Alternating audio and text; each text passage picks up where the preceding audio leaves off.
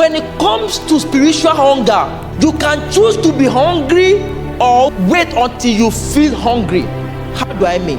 When we choose to be hungry, we are simply aligning ourselves to that inner desire in all of us to pant after God and to desire Him continually.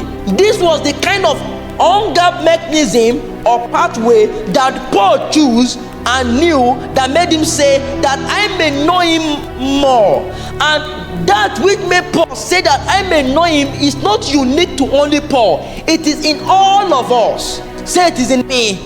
Paul was only sensitive to it, to discern such cravings to know God more.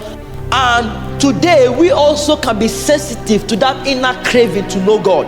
But when we wait to feel hungry before we seek God, sometimes it might be costly. It might be at a time when we realize we didn't have the spiritual strength it takes to overcome a challenge or to surmount a problem. A typical example was in the case of the prodigal son. When the prodigal son wandered away and spent all he had and began to eat with the swines, that desire to return to his father was birthed out of the place of hunger. But he waited to feel hungry for the father before he returned. But this almost came too late, because it came at a time after he had lost all he had.